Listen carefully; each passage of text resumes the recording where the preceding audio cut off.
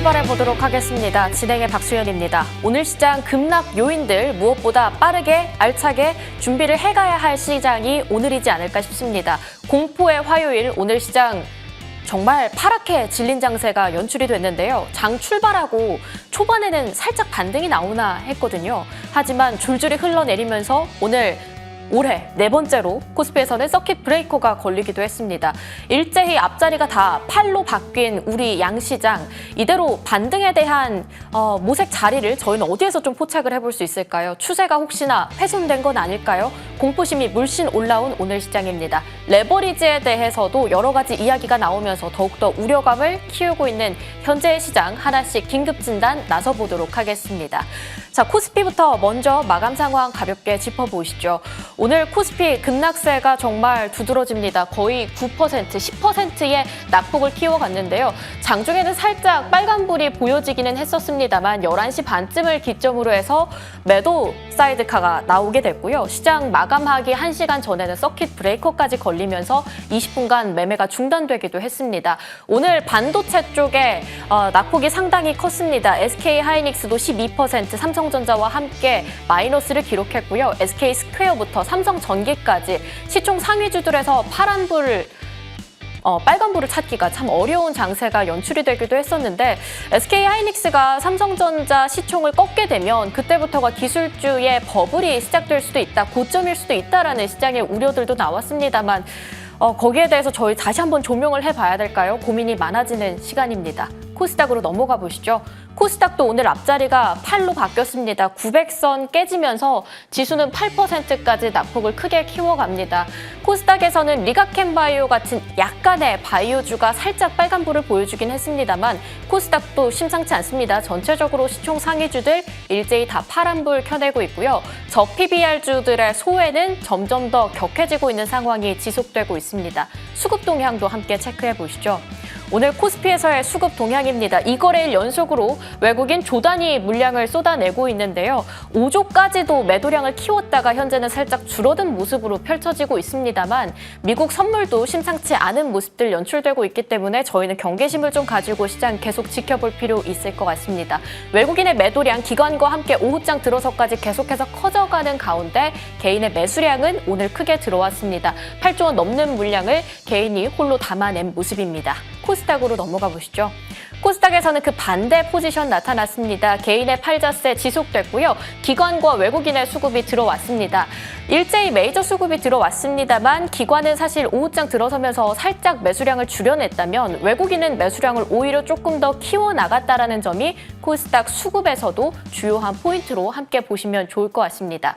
그러면 외국인들 어디를 그렇게 많이 담았을까요? 어떤 종목들을 하나씩 조명했는지 장바구니 열어보도록 할 텐데요. 외국인 순매수 상위 종목입니다. LG 이노텍부터 시작해서 미래에셋증권 담아냈는데 피지컬 AI 쪽으로는 현대모비스나 LG 이노텍이 가져갈 수 있을 것 같고요. MLCC 여전히 기대해봐도 괜찮을까요? 오늘 무라타 제작소도 일본 증시 안에서 10% 넘는 낙폭을 그려갔는데 외국인은 그럼에도 담아냈습니다. 원전이나 조선 쪽 에너지 관련해서도 움직임이 있었고요. ESS나 2차 전지 쪽으로도 좀 담아낸 모습이 포인트가 되겠습니다. 기관 장바구니 한번 넘어가 볼까요? 기관은 어떤 종목들을 하나하나씩 집중해 봤을까요? 반도체 소부장 쪽 일단 올라와 있고요. 식품주, 삼양식품 올라와 있네요. 한국항공우주 오늘 스페이스X의 낙폭이 커지고 특히 자금 조달에 나선다라는 이야기가 나오면서 우주 쪽에선 세론이 많이 나왔는데요. 한국항공우주를 담아냅니다. 기판 쪽이라든지 전력 쪽도 담아냈고요. 방산 쪽 그리고 그 외에도 알테오젠 같은 바이오 종목도 담아냈다라는 점 함께 보시면 좋을 것 같습니다. 삼성전자, 우선 쪽까지 장바구니에 이름 올리고 있는 모습 나타나고 있네요. 자, 마감 장세는 이렇게 좀 정리를 해보고요. 넥스트레이드 한번 넘어가 보도록 하겠습니다. 현재 낙폭이 그래도 조금은 줄어듭니다. SK하이닉스랑 삼성전자 각각 12%까지 키우면서 마감을 했는데 현재는 10%, 11% 정도의 마이너스를 그려가고 있고요. SK스퀘어, 삼성전기 여전히 좀 타격이 큽니다만 그럼에도 불구하고 조금은 반등 기대해봐도 괜찮을까요? 원익 IPS 같은 소부장 쪽의 움직임도 오늘은 12% 가까운 낙폭을 그리면서 현재 지나가고 있는 상황입니다.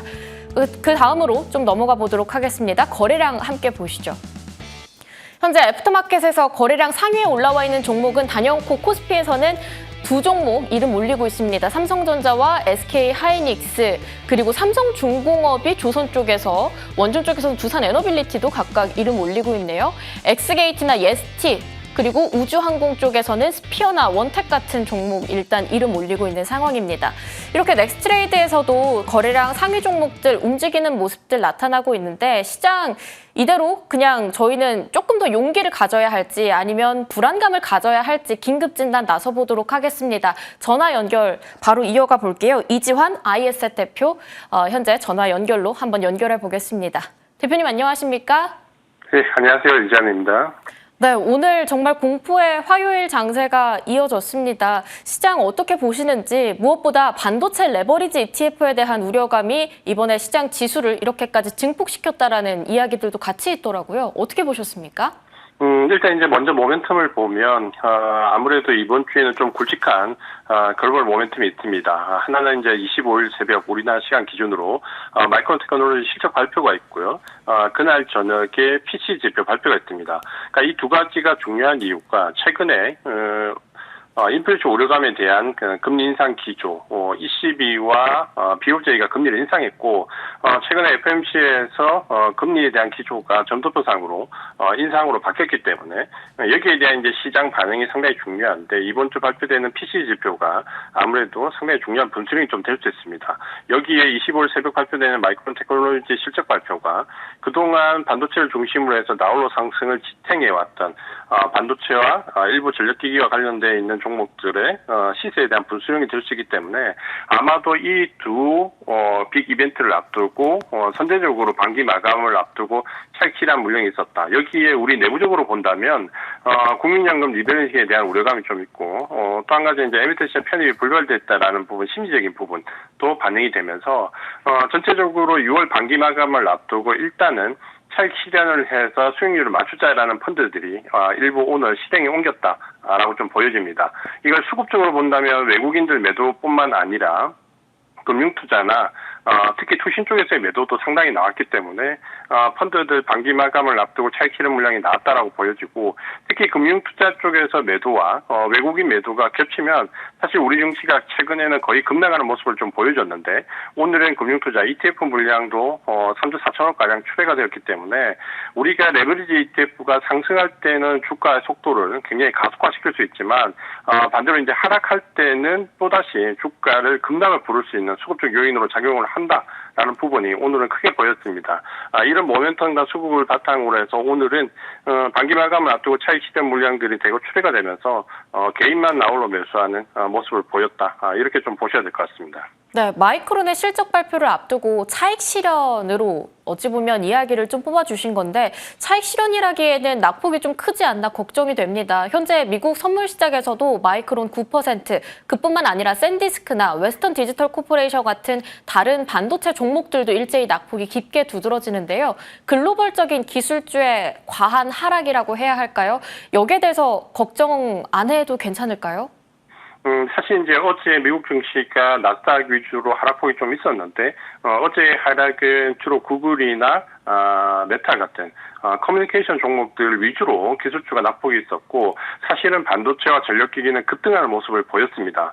대부분 5% 이상 급등했는데, 오히려 지금 현재 나스닥 선물의 하락과 마이크론 테크놀로지의 하락은 우리 장중에 삼성전자, 하이닉스가 하락하면서 오히려 미국 증시의 기술주들이 하락으로 유도되었다라고 보는 게 맞을 것 같고, 최근에는 삼성전자, SK하이닉스가 글로벌 빅테크 기업에서 차지하는 비중이나 영향력, 특히 이제 메모리 반도체를 중심으로 해서 최근에 매수세가 굉장히 집중이 됐기 때문에 오히려 삼성전자, SK하이닉스 하락이 미국의 빅테크 기업들과 나스닥 선물 하락을 유도하는, 그러니까 우리가 선제적으로 좀 움직였다라고 좀 보는 게 맞을 것 같습니다. 아마도 이제 마이크론 테크놀로지 실적 발표를 앞두고 일부 차익 실현 물량이 나왔다라는 부분은 사실 우리도 오늘 거래량은 거래 금액은 컸지만 거래량이 그렇게 많지 않았기 때문에 아직 어떤 결과를 두고 나온다라기보다는 MSCI 편입 불발에 대한 부분이나 실적 발표에 대한 우려감, 특히 이제 PCE 지표를 앞두고 있는 인플레이션에 대한 우려감, 그러니까 심리적인 부분이 상당히 많았다라고 좀 보여지고 이런 급락에 대해서 수급적으로 미국 증시가 오늘 어떻게 반응하는지, 특히 미국은 지난주 선물 옵션 만기 이후에 어제까지 오히려 반도체나 AI 전력기기 등의 오히려 편중되는 모습을 좀 보였기 때문에 오늘 낙폭이 과연 어느 정도 유도되느냐 여부에 따라서 다시 우리 내일 SK 하이닉스와 삼성전자의 영향을 받으면서 전체 시장에서 기술주, 특히 메모리 반도체 쪽에 집중되었던 단기 등락에 대해서 차익 실현 물량이 어느 정도 나온지가 오늘 내일 아마 이틀 정도가 가장 중요한 시점이 좀 될 걸로 보입니다. 네, 이틀 동안 글로벌적으로도 반도체주, 특히 미국 증시 안에서 선제적으로 움직인 만큼 거래량이 붙은 하락이 나오는지도 저희 추가적으로 체크를 잘 해봐야 될 것 같습니다. 이런 글로벌적인 문제, 앞서서 얘기해주신 PC에 대한 경계심도 있을 거고요. 근데 사실 국민연금의 7월 리밸런싱에 대한 우려감도 있습니다. 비중을 맞추려면 60조 원까지 국내 증시를 매도해야 한다라는 이야기들도 좀 나오면서 삼전 닉스 쪽에 추가 낙폭을 키우는 게 아닌가 라는 우려점도 있더라고요. 여기에 대해서는 어떻게 해석하실까요? 최근에 이제 우리 증시에서 우려감 중에서 이 리밸런싱에 관한 부분은 이제 두 가지가 있습니다. 하나는 이제 앞서 말씀하신 것처럼 국민연금이 이대로 만약에 리밸런싱을 하게 되면 다음 달에 60조 원 정도 매물이 나올 수 있다라는 우려감이 하나 있고, 또 한 가지는 전체적으로 MSCI에서 우리나라가 차지하는 비중이 최근에 코스피가 8,000선을 9,000선을 넘어가면서 오버했던 2.5%에 대한 부분, 이걸 금액으로 환산하면 약 240조 원 정도가 됩니다. 이 부분이 올 초부터 연초부터 지금까지 나왔던 매도 물량이 한 110조 원 정도라고 보면 여전히 130조 원에 대한 매도 물량이 있을 수 있다. 그리고 여기에 국민연금의 60조 원의 매도 물량이 있을 수 있다라는 글로벌하게 또는 내부적인 그 리밸런싱에 대한 부담감이 있는데, 실제로 이게 그 액면 그대로 금액만큼 쏟아질 가능성은 높지 않습니다. 일단 국민연금은 지난번에 정책을 일부 바꾸면서 매물에 대한 부담을 어느 정도 덜어내는 모습을 좀 보였기 때문에 아마도 지금은 정책적으로 60조 원의 매도 물량을 한 번에 쏟아낼 가능성은 현실적으로 그렇게 높지 않다. 만약에 리밸런싱을 하더라도 물량 충격을 좀 서서히 주는 기간을 상당히 두고 나올 가능성이 높기 때문에 이 부분에 대한 공포는 약간 좀 가장되었다라고 좀 보여지고, 또 한 가지는 MSCI에서 한국 증시가 차지하는 리밸런싱에 대한 부분, 지금 현재 한 금액적으로 보면 135조 원 정도가 더 나올 수 있다라는 부분인데, 이것도 역시 마찬가지지만 최근에 메모리 반도체가 워낙 그 수익률이 좋기 때문에 이게 액면 그대로 다 매도로 나올 가능성은 적기 때문에 아마도 이런 리밸런싱에 대한 부담감은 글로벌하게 본다면 6월 말, 국민연금과 관련 부분까지 본다면 7월 초 정도면 심리적인 악재는 대부분 해소될 가능성이 높다라고 좀 보여집니다. 네, 패시브 자금에 대한 일단 실망감도 있을 테지만 국민연금의 리밸런싱에 대한 우려감들도 6월 말에서 7월 초쯤에는 정리될 가능성이 크다. 약간은 급등했던 만큼 좀 숨고르기의 시간이 필요하지 않을까라고 정리를 해볼 수 있을 것 같은데요. 그러면 삼전 닉스 추가 하락이 나오게 될 때 어디까지 저희는 마음 먹고 하방을 열어둬야 괜찮을까요? 일단 이제 삼성전자, SK 하이닉스가 미국의 마이크론 테크놀로지도 마찬가지지만 4월달 이후에 대부분의 메모리 반도체 관련된 종목은 두세 배 이상 상승을 했습니다. 그만큼 단기간 상승폭이 굉장히 컸다라고 보여지고, 특히 최근에 우리는 레버리지 ETF로 관련된 부분에서 SK 하이닉스가 단기간에 일부 오버슈팅했던 부분이 있습니다. 결국은 이제 반기 마감을 앞두고 일부 오버슈팅했던 물량에 대해서는 아마도 헤지 펀드들이나 일부 패시브 펀드들도 비중을 좀 줄이려고 할 거고요. 그러니까 그런 부분들이 오늘 좀 투영이 되었다라고 하면 전체적으로 이번 주 초중반까지는 2, 3일 정도 등락이 좀 더 이어질 가능성이 있습니다. 다만 이제 최근에는 워낙 급하게 빠지고 하루 이틀 만에 또 반등세로 접어드는 경향도 있기 때문에 적어도 이제 내일 그 시장까지는 수급을 좀 확인해야 될 필요가 있을 것 같다라고 좀 보여지고, 다만 지금 현재 오늘 나왔던 SK 하이닉스나 삼성전자의 매물을 본다면 적어도 이게 차익 매물이 정말 크게 쏟아져서 추세를 전환시킬 정도까지 됐냐라고 보면 수급적으로나 모멘텀적으로나 사실 추세를 전환시킬 정도는 아닙니다. 다만 이제 단기간에 급등이 워낙 컸기 때문에 여기에 대해서 오늘 10% 내외 정도의 하락과 추가적으로 10% 내외 정도의 하락은 열어둬야 되기 때문에 아마 이 부분은 좀 신경을 쓰시는 게 맞을 것 같고, 다만 추세가 전환될 걸로 기대해서 모든 물량을 다 매도한다라고 하면 향후 반등이 나올 때 대응이 상당히 얼어줄 수 있는 급반등의 형태가 나오기 때문에 지금은 일부 비중 조절을 하시거나 ETF를 활용해서 해지를 하는 전략으로 보시는 게 지금은 좀 좋을 것 같습니다. 네, 이번 주까지는 추가적인 하락이 이어질 수는 있으나 아직까지는 추세 하락으로서의 전환으론 해석하기 어렵다. 그래도 조금은 희망에 가까운 마음으로 저희 시장 지켜보도록 하겠습니다. 긴급진단 정말 감사합니다. ISS의 이지환 대표 함께했습니다. 말씀 감사합니다. 고맙습니다.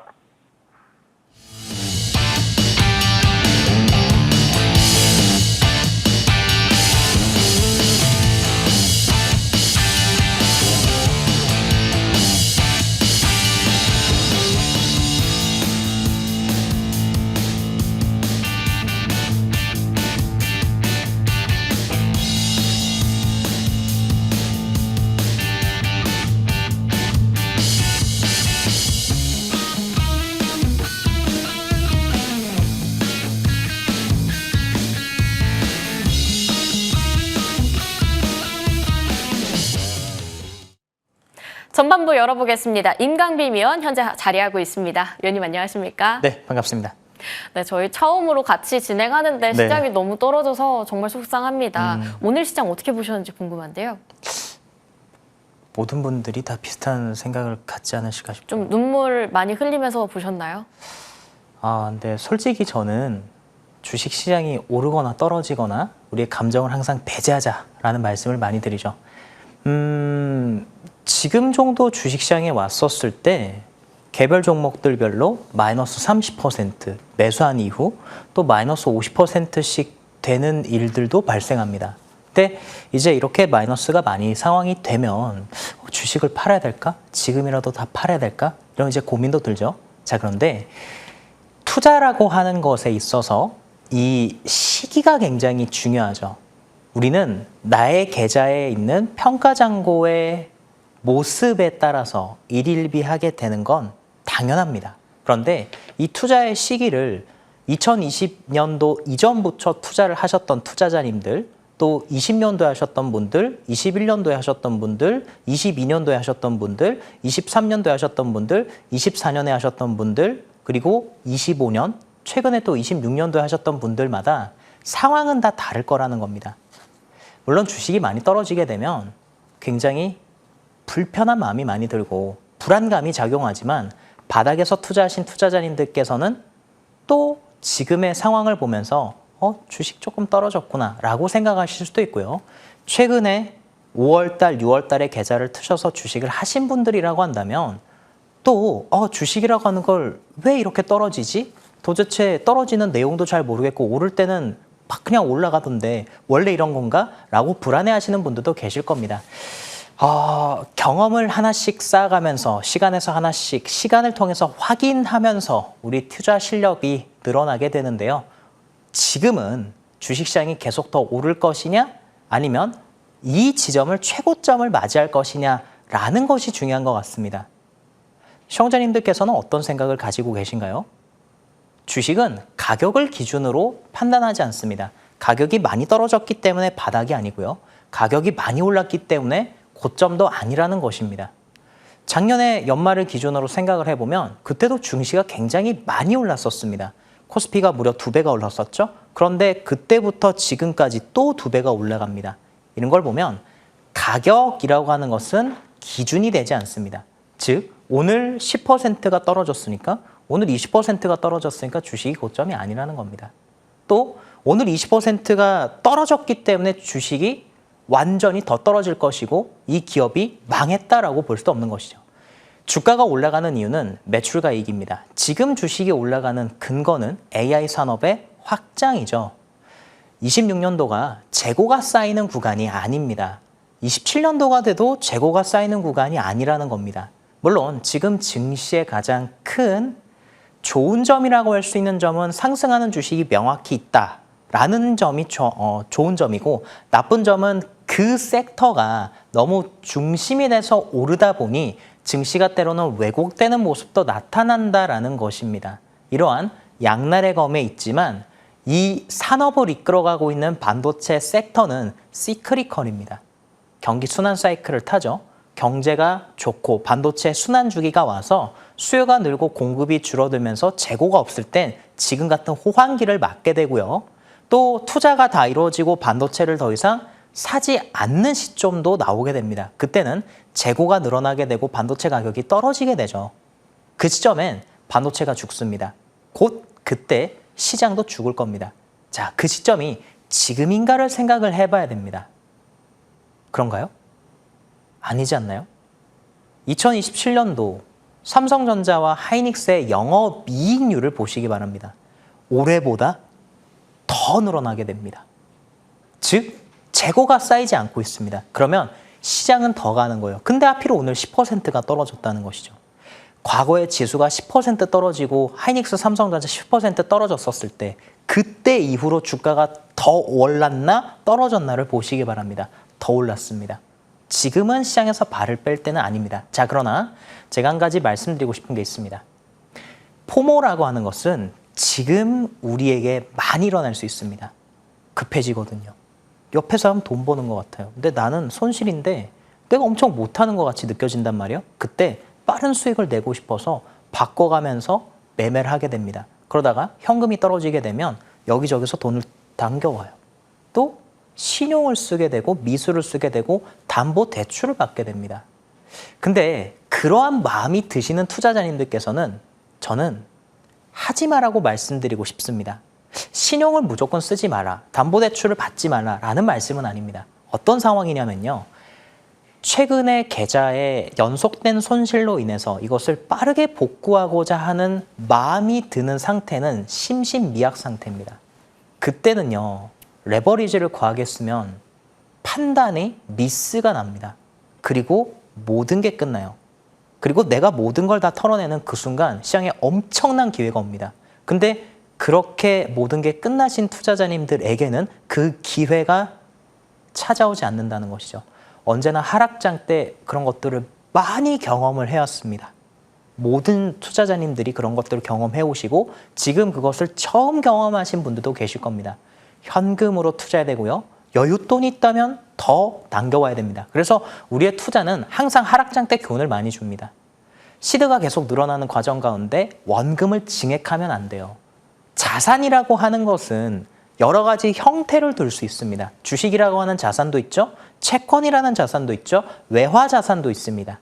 그리고 연금 계좌 같은 자산도 있죠. 여러 가지 포트폴리오를 배분해 놓고 이 시점에 필요할 때 다른 자산에서 매도해서 주식이 필요하다면 주식으로 가지고 와야 됩니다. 그런데 계속 주식이 오르니까 이곳에서 증액하고 월급 받으면 또 넣고 성과급 받으면 또 넣고 여윳돈 있을 때 또 넣었을 때 여기서 막힌다는 거예요. 자, 이것도 하나의 교훈이고 하나의 투자의 과정입니다. 지금까지 못했으면 오늘부터 하면 되죠. 자, 그래서 지금의 주식시장은 최고점이라고 볼 수 없다는 점. 그리고 여유 현금이 있다면 주식을 또 매수할 수 있으신 투자자님들께서는 대형주 위주와 시장의 중심이 됐었던 주식 위주로 매수하시는 관점을 말씀드리겠습니다. 네, 확실히 누군가의 돈을 빌려서 쓰는 것보다는 원금 최대한 잘 유지를 할 수 있게끔 뭔가 너무 조급해지지는 말자라고 하락장에서의 대응 방법 정리를 해주셨는데요. 저희 오늘 시장에서 긴급 진단 종목들 하나씩 받아봐야 될 것 같아요. 역시나 얘기 안 할 수가 없습니다. 말씀 주셨던 것처럼 반도체 투톱에 대한 시장 참여자들의 관심은 점점 쏠려가고 있는 것 같아요. 실제로 거래량이 그렇게 보여지기도 하고요. SK 하이닉스의 오늘 12% 하락. 애프터장에서는 조금 줄여내더라고요. 네. 어떻게 저희 희망 가져봐도 괜찮은 자리일까요? 오늘 하이닉스가 12% 떨어지고 지금 자막으로도 나가고 있지만 마이크론의 실적을 경계하면서 현재 마이크론 테크놀로지 미국의 시간외로 보시게 되면 8%에서 9% 떨어지고 있습니다.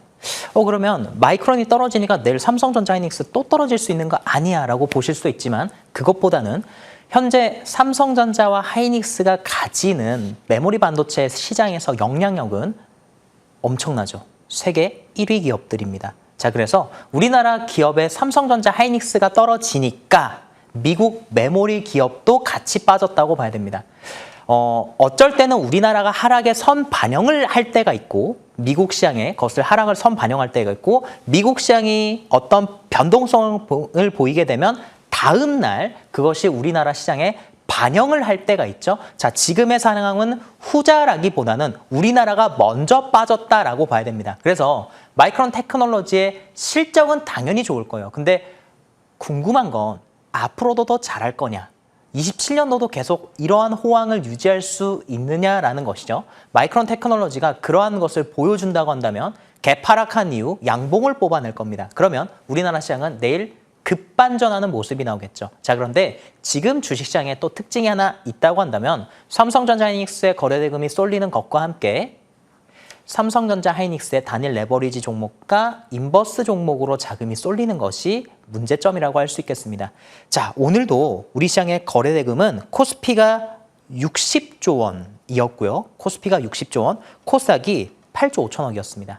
이 중 SK 하이닉스가 35조 원, 삼성전자가 22조 원, 그리고 SK 하이닉스와 단일 레버리지를 추종하는 모든 자금을 다 합치면 10조 원 가까이 됩니다. 다 합치게 되면 증시 거래대금을 뛰어넘죠. 즉 삼성전자 하이닉스와 삼성전자 하이닉스를 파생하는 단일 레버리지와 인버스 상품에서 전체 양시장 KRX 시장을 기준으로 말씀을 드리는 것입니다. 거래대금을 뛰어넘습니다. 그러니 다른 주식이 또 못 가는 거예요. 또 이 안에서 삼전 하이닉스 못 사니까 수익이 안 나니까 다른 대형주를 팔고 또 여기로 넘어가게 됩니다. 즉 변동성이 커지는 비정상적인 시장이죠. 이 비정상적인 시장은 오래가지 않습니다. 지금은 분위기가 이런 분위기입니다. 분위기를 타서 우리가 주식을 하면 안 돼요. 이와 비슷한 시장이 23년도 7월 달에도 있었습니다. 23년 7월 달 그때는 에코프로라고 하는 기업과 에코프로, 에코프로 BM, 포스코, 포스코홀딩스, 포스코 인터내셔널, DX 여기가 엄청 올라갔어요. 여기만 올라갔어요. 막 포모가 나타납니다. 이때 주시장에서 많이 나온 게 포모였어요. 전체 주식시장에 주식은 2,400개씩 떨어지는데 상승 주식이 50개밖에 안 되는데 여기가 올라가서 코스닥이 빨간불을 보입니다. 에코프로가 그때는 액면 분할 전이었기 때문에 100만 원이 넘었던 가격이었습니다. 오래 갔었나요? 아니요, 오래 가지 못했어요. 그 달 분위기였습니다. 23년 7월 달 분위기였습니다. 즉 23년 6월 달에 지금 그때와 비슷한 분위기를 내지만 오래 가지 않을 겁니다. 이 상황이 정상화된다고 한다면 또 자금은 다른 곳으로 퍼져나가게 될 겁니다. 그래서 지금의 우리 주식시장에서 삼성전자 하이닉스가 급락했을 때는 매수하시는 관점 좋습니다. 또한 단일 레버리지도 오늘처럼 급락할 때 매수하면 좋죠. 또 인버스는 떨어진다고 인버스 하게 되면 오버나잇을 하시면 안 됩니다. 당일 트레이딩으로 청산을 하셔야 되고요. 다시 한 번 더 증시가 반등하게 되면 오늘 떨어진 만큼 또 오르는 상황이 있을 겁니다. 왜냐하면 5월 달에도 그랬고 3월 달에도 그랬고 4월 달에 그랬고 계속 그래왔잖아요.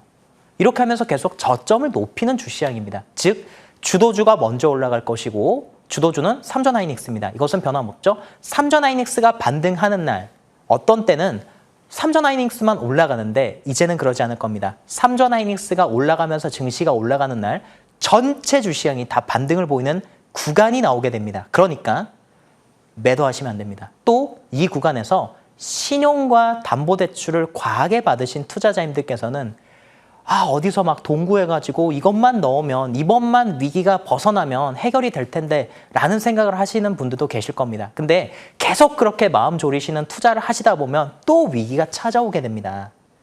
신용 쓰지 않고 레버리지 크게 하지 않아도요. 충분히 주시장에서 수익 크게 낼 수 있습니다.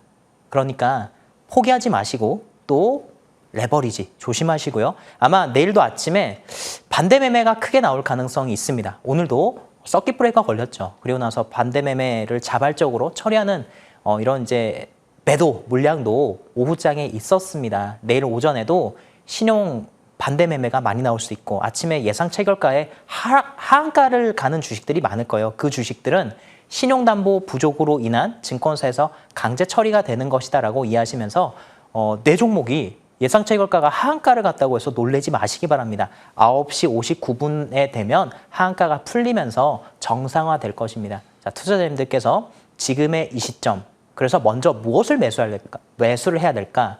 현금이 있다면 삼성전자 하이닉스를 매수하십시오. 네. 내일 오전 10시까지는 저희가 조금은 더 시장이 추가적인 하락을 그려갈 수 있다라고 염두를 해둘 필요는 있을 것 같은데요. 삼성전자 그러면 바로 이어가 볼게요. 역시나 반도체 투톱에 이름을 올리고 있는 만큼 진단 안 해볼 수가 없겠습니다. 아직까지 추세 하락은 아닌 거죠? 간단하게 좀 피드백 주세요. 재고가 늘어나는 게 아니잖아요. 삼성전자가 오르는 이유는 간단해요. 수요가 너무 많은 거예요. 반도체를 없어서 못 파는 겁니다. 오늘도 그렇죠. 내일도 그럴 거예요. 당장 이게 해결될까요? 해결되지 못합니다. 10% 떨어졌다고 해서 주식이 추세를 꺾인 게 아니죠.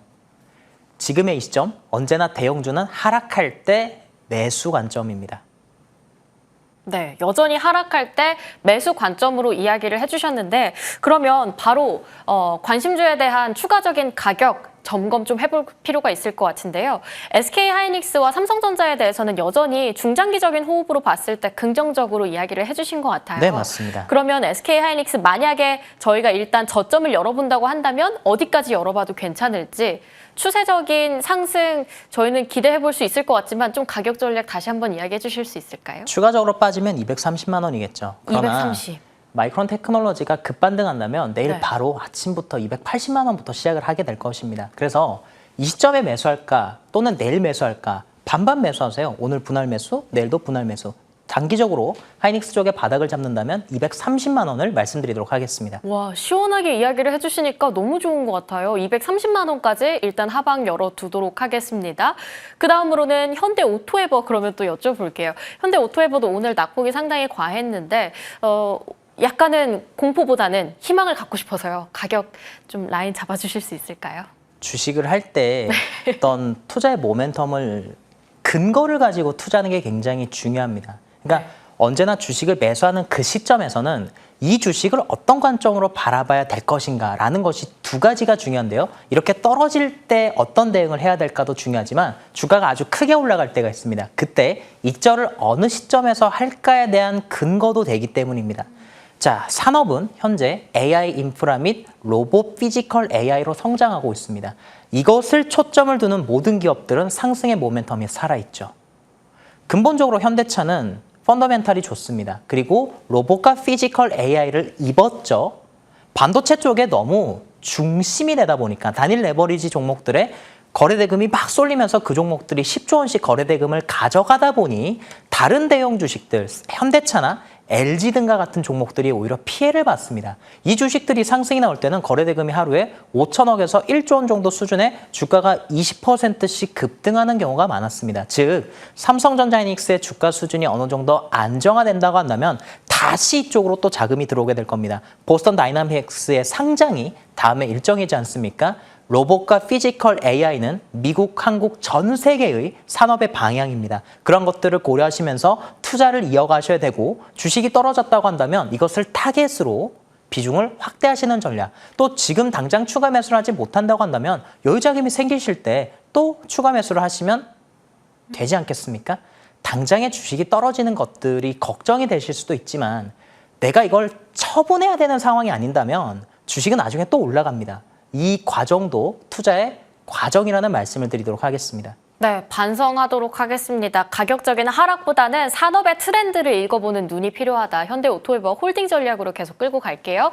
내일 관심주로는 저희 어느 쪽을 바라보는 게 좋을까요? 네, 7월 1일 날 네. 코스닥 30주년 행사가 있습니다. 맞아요. 그때 이제 코스닥에 대해서 승강제 개편과 관련된 이제 윤곽이 어느 정도 나올 것으로 시장에서 기대를 하고 있죠. 자, 그렇기 때문에 주식 시장에서 우리가 또 관심 있게 봐야 되는 것 중에 하나가 코스닥이 많이 떨어졌는데 이 안에서 승강제 개편이 됐었을 때 부각받을 수 있는 기업을 봐야 됩니다.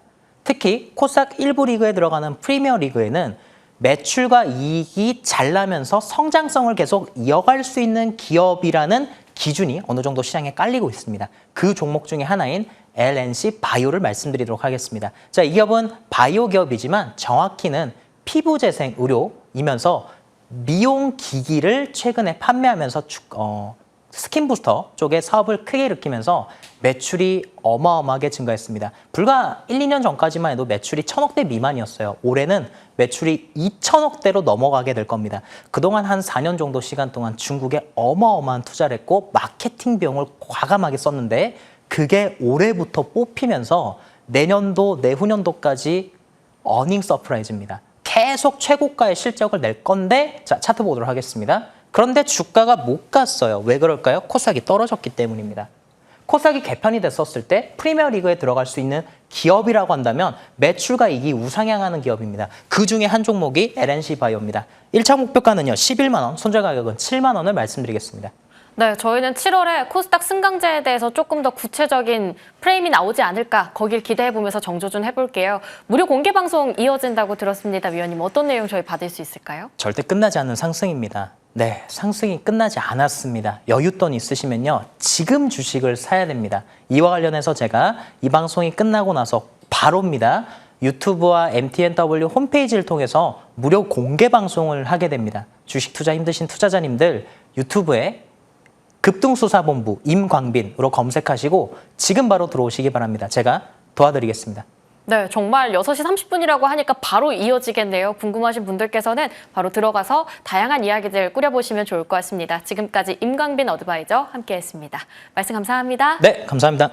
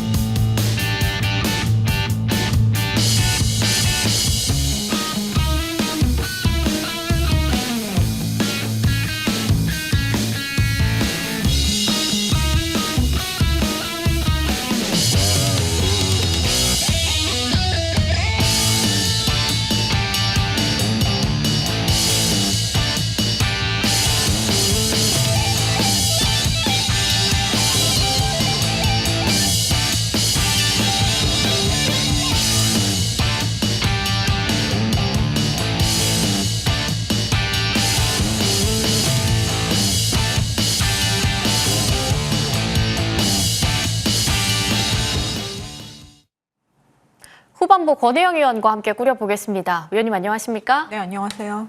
네, 오늘 시장이 워낙 많이 빠져서 현재 살짝은 애프터장에서 조금은 그래도 진정세를 보이는 것 같은데 단서 바로 열어보면서 이야기 끌고 가겠습니다. 시장 반등 지점 어디로 보십니까? 네, 먼저 지수 차트 보고 말씀드리도록 하겠습니다. 네, 네, 차트 볼게요. 네. 네, 이건 코스피 차트입니다. 코스피 차트 띄워주세요. 네. 네, 오늘 여러분 너무 놀라셨죠? 네, 근데 우리가 여기서도 이런, 강한 하락을 겪었습니다. 그리고 나서 다시 반등했죠. 근데 그 하락했을 때 이거 제가 여러 가지 다른 방송에서도 많이 언급해 드렸는데 여러분이 제 방송 보고 계시다면 많이 들으셨을 거예요. 어디요? 요즘은 RS 워낙 강세장이기 때문에 RSI 중간 지점, 네, 이 부분에서 대부분 이제 반등이 나오곤 했습니다. 밑에 보조 지표가 잘 안 보일 텐데요. 여러분이 HTS의 RSI 키시면은 이렇게 나오거든요. 그래서 RSI 50에서 45 사이에서 계속 1년 내내 반등이 일어나곤 했습니다. 근데 지금 오늘 하락이 RSI 50에 닿았거든요. 그래서 저는 내일 아마도 프리장에서 약간 하락하더라도 네, RSI 50 닿는 순간 데드캣 바운스 반등 나올 수 있다라고 생각을 하고 있고요. 그 다음에 저점 마지노선은 7,500으로 보고 있습니다. 전저점이요. 그래서 여러분들이 만약에 8,000 깨지면 그때부터는 조금씩 담아가시면은 네, 담아가셨을 때 이제 다시 반등하면은 좀 차익 실현을 하셔서 2차 좀 하락에 좀 대비하는 네, 요렇게 여러분이 작전을 짜시면 좋을 것 같습니다. 네. 네. 시장이 확실히 앞에서 임강빈 위원도 10시까지는 좀 시장 더 추가적으로 하락할 수 있으니까 열어두고 지켜보자. 하지만 거기선 진정세가 나올 수 있다고 얘기를 해주셨거든요. 네. 비슷한 포지션으로 이야기를 해주신 것 같아요. 내일 오전장까지는 저희 계속해서 경계심 갖고 일단 지켜보도록 하겠습니다. 네. 긴급점검 섹터에 대한 이야기도 넘어가 볼게요. 전력주가 잘 가나 싶다가 시장이 오늘같이 좀 몰매를 맞다 보니까 LS 일렉트릭도 효성중공업도 HD 현대일렉트릭도 쉽지 않게 흘러갑니다. 전력주 지금 기회라고 봐도 괜찮을까요? 근데 이게 반도체는 예, 반등해서 그래도 꽤 오른 종목들이 많은데 전력은 정말 이렇게 완전 바닥 밑바닥까지 내려왔습니다. 근데 나스닥 전력 테마는 굉장히 잘 올랐거든요. 그래서 우리 시장이 이번에 반등한다 그러면은 네, 전력주 다시 올라갈 수 있다고 보고 있고, 그다음에 오늘 또 프리장에서는 산일전기 같은 종목이 되게 시세가 좋았어요. 그래서 시장만 받쳐준다 그러면은 올라가려는 힘이 있는데 시장이 밀리면서 떨어진 것이기 때문에 다시 이제 시장이 상승해 오면 전력 테마에 충분한 기회가 있다. 그리고 너무 많이 떨어졌다. 더 이상 떨어질 공간도 없어 보입니다. 그래서 저는 전력주 기회가 있다고 생각하고 있고, 그 블룸에너지 CEO가 이런 말을 했습니다. 지금 전력 산업이 초기 단계입니다. 블룸에너지가 10배 올랐거든요. 근데도 블룸에너지 CEO가 그렇게 말하는 만큼 전력 테마 아직도 산업의 사이클이 한참 남아있는 사이클인 만큼 이번 저점에서 매수하는 기회를 여러분이 잡으셨으면 좋겠습니다. 네, 오히려 이럴 때 조금 더 봐야 한다라고 이야기를 해주셨는데, 그러면 저희가 볼만한 종목도 조금 더 구체적으로 잡아볼 수 있을까요? 네, 그건 이제 뒤에 제가 설명해 드릴 텐데, 일단 제가 추천했던 종목이 이제 일진전기거든요. 그래서 일진전기 너무 많이 하락했죠. 그래서 지금 여기 올라가다가 61선 저항을 맞고 이렇게 떨어졌습니다. 그래서 이제 여기서 이제 지수가 만약에 7,500까지 밀린다. 그러면 밀려도 다시 올라오는 자리라는 거죠. 그러니까 여러분들이 매수하실 때 더 떨어지면 어떻게 이러면 매수를 못 하잖아요. 근데 이 자리가 밀려도 다시 올라오는 자리다라고 생각이 되면은 매수해서 들고 가시는 거죠. 그래서 지금의 매수 포지션은 더 떨어지면 어떻게 하고 여러분이 매수 포지션을 잡는 게 아니라 여기는 밀려도 올라오는 자리야. 이렇게 생각하고 들어가셔야지만 여러분들이 저점 매수를 잘 할 수 있겠습니다. 네, 그럼 대원전선도 한 번만 짚어볼 수 있을까요? 일진전기 지금 여전히 매수의 기회 열려있다라고 얘기를 해주셨는데, 대원전선도 차트적으로 봤을 때 지금 매수의 기회가 충분히 열려있는 자리일까요? 대원전선 오늘 제 뒤에 추천주거든요. 정말요? 네, 그래서 그럼 뒤에 조금 더 구체적으로 짚을까요? 네, 뒤에서 얘기해 드릴게요. 네, 그러면 대원전선은 잠시 뒤에 구체적인 가격 전략까지 들고 오도록 하고요. 두 번째 섹터로 넘어가 보도록 하겠습니다. 반도체입니다. 물려도 반도체다 이런 이야기들이 나왔지만 오늘 같은 급락은 사실 두려워요. 반도체 지금이 기회라고 봐야 될까요? 기회라기보다는요. 이게 여러분 이제 오늘 아시아 증시를 보면은 일본 니케이는 마이너스 3.46%, 대만은 마이너스 1.34% 떨어졌어요. 근데 코스피는 마이너스 10%, 코스닥 마이너스 7.94%. 너무 과도하다는 거죠. 이게 삼성전자, 하이닉스의 레버리지 때문에 일어나는 일이라고 생각이 됩니다.